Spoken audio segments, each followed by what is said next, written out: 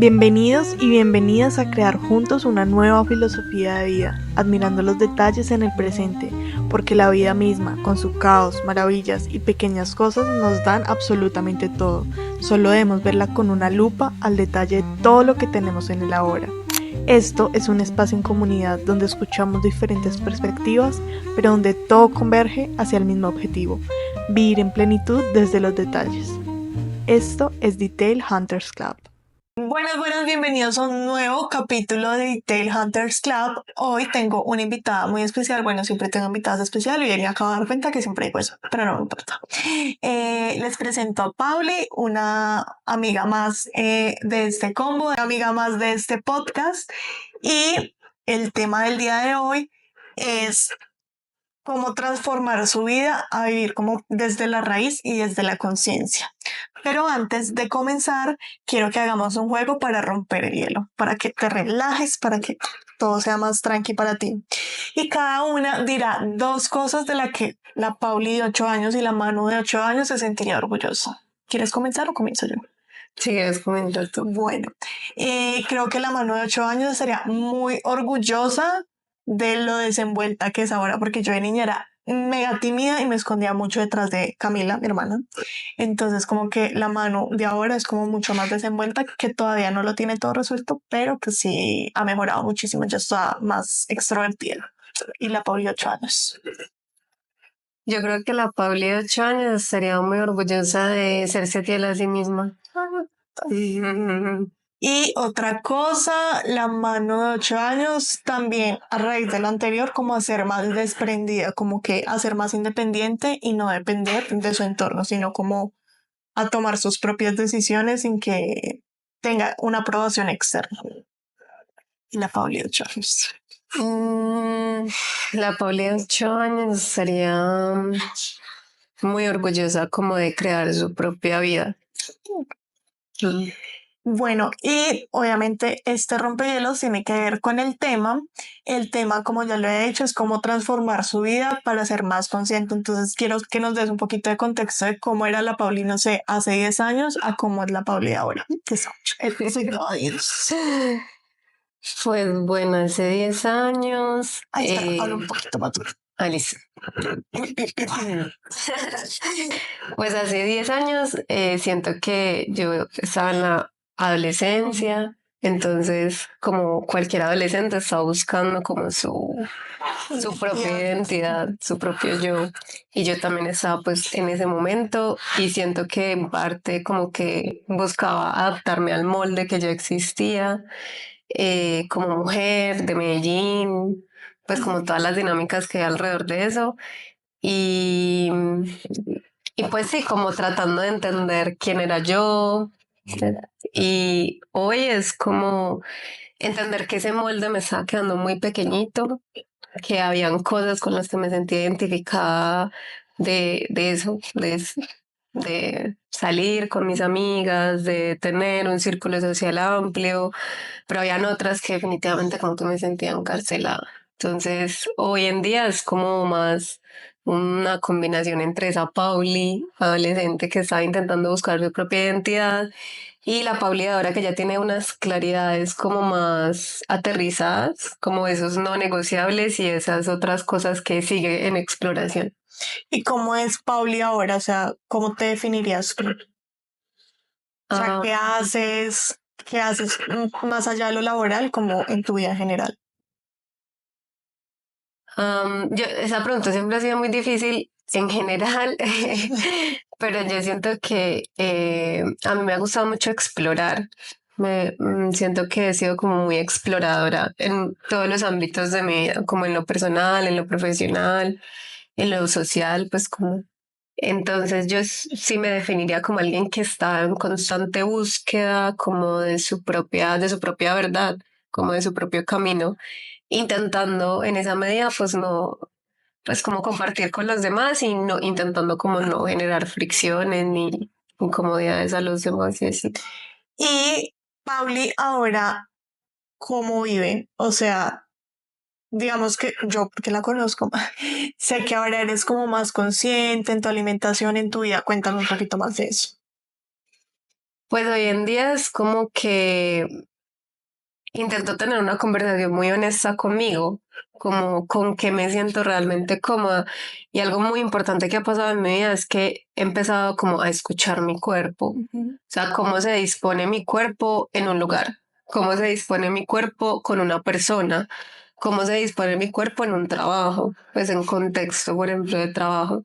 O sea, porque mi cuerpo todo el tiempo me está dando información, o sea, el cuerpo todo el tiempo nos da información y ahora es como, ok, ahorita te estás sintiendo, tal vez con esta persona te estás sintiendo como contraída. ¿Por qué te estás sintiendo contraída? Porque tu cuerpo como que se va hacia adelante, se cierra, o al contrario, porque se expande, se va hacia atrás, ¿cierto? Te abres. Entonces ahorita es como entender qué es lo que me va diciendo el cuerpo, porque a la final el cuerpo me está dando como como esa información muy inconsciente que a veces por lo que me han dicho, con lo que nos han dicho que debemos de ser, que debemos ser de tal o y manera, pues nos han condicionado demasiado, pero el cuerpo es muy animal, el cuerpo es muy genuino en esa información. Entonces ahorita siento que eso, como que estoy intentando como darle mucho espacio a mi cuerpo para que me diga dónde me siento bien, dónde no me siento bien, dónde necesito hacer ajustes en todos los escenarios de la vida en general. ¿Y cuál fue el punto de inflexión en tu vida que dijiste, necesito hacer un cambio y una transformación en mi vida y como que eso es ser más consciente y permitir que tu cuerpo hable y escucharlo y actuar frente a eso? Pues no sé si fue como un punto de inflexión, pero sí fue como un proceso. Fue como que gracias al yoga entendí que había como otras maneras de habitarme, de entenderme, de observar mis pensamientos, de observarme a mí misma.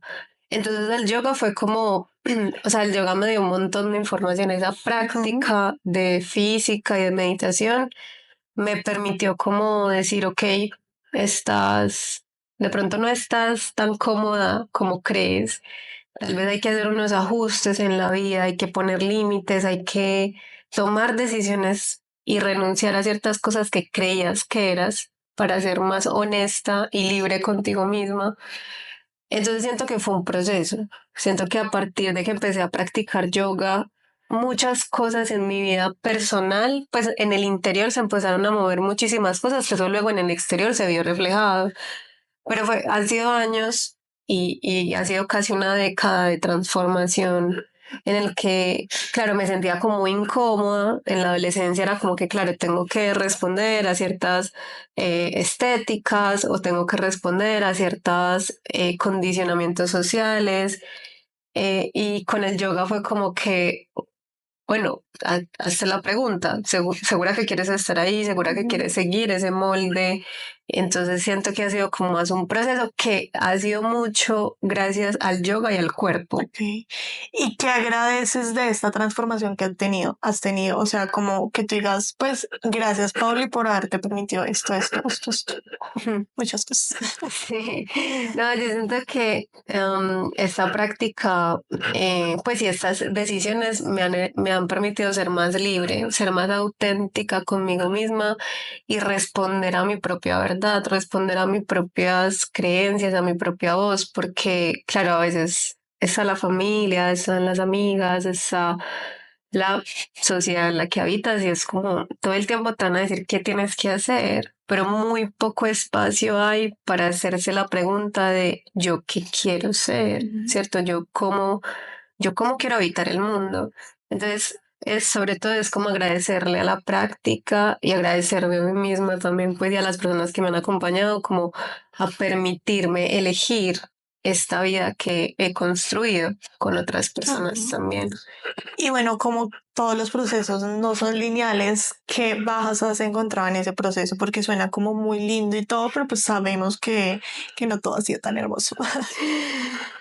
Sí, pues yo siento que lo más difícil ahí ha sido establecer, no establecer límites porque digamos, como te digo, a veces el cuerpo me dice como, uy, estás contraída, te sientes súper incómoda, pero esta es una reunión de trabajo y tienes que estar ahí con la persona, ¿cierto? Entonces es incómodo. En realidad lo que más me ha dificultado es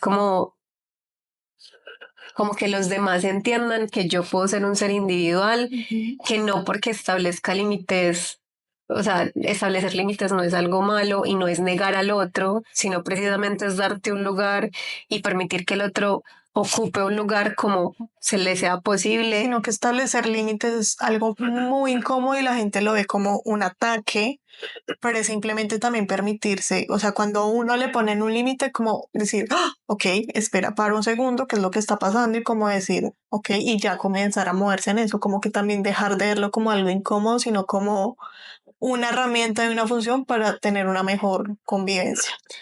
Sí, yo siento que eso ha sido lo más difícil, como comunicarle al mundo esos límites internos, esos límites propios, y que en la medida de lo posible los demás o lo entiendan o por lo menos reconozcan que ese es mi límite, ¿cierto?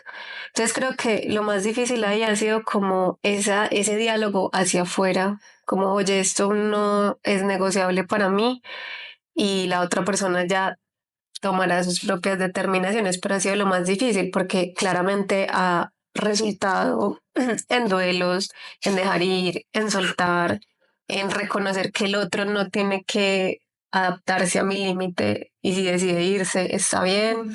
Entonces eso ha sido lo más difícil porque ha transformado muchísimo la forma en cómo yo me relaciono con los demás. Claro. ¿Y crees que es sostenible vivir de esta manera? Digamos que muchas personas, frente a alguna situación incómoda que hayan tenido, lo primero que hacen es buscar herramientas, no sé qué, pero como que llega un momento en su vida en que lo abandonan constantemente, entonces como si esto no fuese sostenible, pero la pregunta es, si es sostenible, ¿cómo lo harías para que fuese sostenible? Vivir como con más conciencia, respetando más la información que te da tu cuerpo, todo esto. Pues yo creo que tienes que tenerla clara. O sea, tienes que tener claro el por qué haces todo lo que haces, ¿cierto? Porque estableces límites, porque no te quedas en lugares donde no te sientes reconocida, porque, o sea, tú, o sea, internamente una sí tiene que tener claro por qué lo hace. Ujú. O sea, si uno solamente lo está haciendo porque afuera hacen yoga o como que el mundo ya está como, que me parece hermoso, ¿cierto? Como en esta onda de, no, sí, vamos a terapia y conócete a ti mismo. Y eso es un proceso profundamente incómodo y te va a derrumbar muchas de las estructuras internas que tienes porque nos han enseñado estructuras de pensamiento, de relaciones muy violentas y que no nos reconocen a nosotros mismos, que no nos dan espacio a nosotros mismos. Entonces siento que entrar a ese mundo es hermoso, pero es un proceso que requiere mucha determinación, Sí, como no querer, es como, ok, entro aquí, llego a este lugar de autoconocimiento, de autorreflexión, reconocer mis sombras y cómo me sostengo. Tengo que tener algo que me sostenga. Si yo no tengo claro por qué estoy haciendo eso, si lo estoy haciendo solamente porque estoy viendo que afuera lo están haciendo, pues sostener esa práctica incómoda va a ser muy difícil y digamos posiblemente la dejes. que yo quiero acá como mencionar de que, pues, gracias a pandemia ha sido como gratificante el tema de que la salud mental sí se ha dado como a resaltar más, más que haya más personas con enfermedades mentales o no, es como a que sean visibles y que la gente diga, puedo tener esto y comenzar a actuar al respecto, pero también se ha idealizado esa forma de la terapia, de que, mejor dicho, yo ya fui a terapia y soy el C número uno, o sea, no, la verdad, la terapia y si es algo que yo siempre voy a recomendar y bueno, todas las herramientas más allá de la terapia, porque hay un sinfín de herramientas, pero más allá de recomendarlas y de que sí son muy gratificantes y que después de un tiempo va a ser como la mejor cosa que se ha hecho en la vida, pero es entender que esa vaina duele y duele un montón y hay que incomodarse y los seres humanos no nos queremos incomodar, o sea, queremos que todo sea fácil, queremos que la fórmula perfecta sea hacer esto, esto, esto, esto, y la verdad es que esa cosa es súper incómoda, súper dolorosa, pero si hay una luz al final del camino y ya uno va a hacer como a reconocer mejor ciertos patrones de cada uno, ciertas molestias, o sea, como que van a encontrar como ciertos dolores que lo que hacen estas herramientas es como sobrellevarlas de una mejor manera, ya sea terapia, ya sea yoga, ya sea, no sé, las herramientas que existan, entonces también como que entender que sí es un proceso, pero es un proceso como todos los procesos, no son lineales y son un proceso que conlleva mucho esfuerzo y que si quieren tener un cambio radical en su vida es también decir como tener la fuerza de voluntad de seguir adelante aunque se derriben en un momento. Sí, sí, siento que es súper valioso. Sí, yo siento ahí que es como, pues, que en realidad entrar a esos procesos de autoconocimiento requiere que uno esté preparado para entrar a un duelo, o sea, un duelo de uno mismo, o sea, porque seguramente, o una posibilidad dentro de tantas, es que llegues a ese proceso de autodescubrimiento y te des cuenta que no estabas respondiendo a tu propio deseo, sino que estabas respondiendo al deseo de los demás constantemente. Y ahí es como, ok, un primer momento, como tú dices, es reconocer, pero luego de ese reconocer que se hace, por ejemplo, una de las herramientas es la terapia psicológica, pues tú reconoces y luego, ¿qué vas a hacer con toda esa información? Y yo siento que ahí uno se puede quedar mucho tiempo, uno se puede quedar en, ok, este es mi problema. Y yo ya sé cuál es mi problema, yo ya sé cuáles son las características y lo que me detona y lo que me genera incomodidad y todo, pero es como, ¿y tú cómo vas a transformar eso? ¿Y cómo vas a cambiar eso? Y ahí es donde entra todo lo que es la acción, establecer límites, romper vínculos, transformar relaciones, tanto familiares, personales, de pareja, ¿cierto? Y ahí es donde se nos dificulta un montón en tomar acción, porque nos cuesta mucho reconocer que ya vamos a dejar de ser esa persona que inició ese proceso de Como todos los transformación. humanos nos cuesta soltar hasta a nosotros mismos, a personas, todo. Sí, es como que pues hay que permitirse morir, porque si no, no, o sea, si no la transformación que estás buscando, por eso es muy importante saber, y no lo tenés que saber de entrada. O sea, cuando yo empecé a practicar yoga, yo empecé a practicar yoga porque yo decía, ay, qué bacano relajarse y qué bacano ser más flexible, ¿cierto? Y está bien, o sea, es una forma de entrar.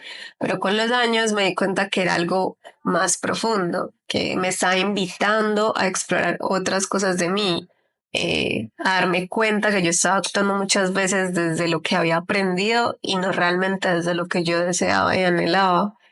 Entonces ahí es como que te toca dejar morir esa parte y te toca reconocer que está bien, que esa parte de ti fue, pero ya no va a ser. Y eso es difícil, eso no es, sí, ya en 6 meses o en un año o en dos, No. ya no es un proceso de autodescubrimiento que yo siento que va a durar siempre.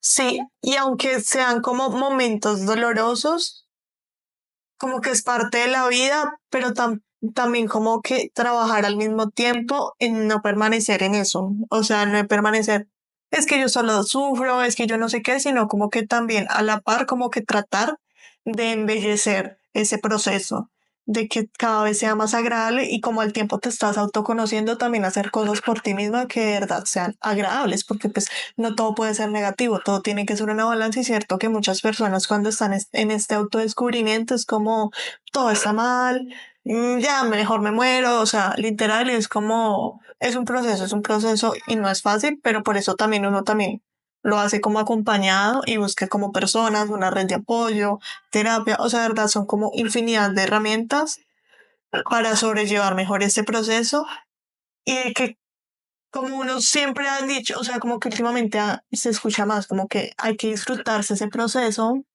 y no esperar como cuando yo ya esté allá súper feliz, hablamos. Y es como cuando tú estés allá vas a tener otro proceso por solucionar.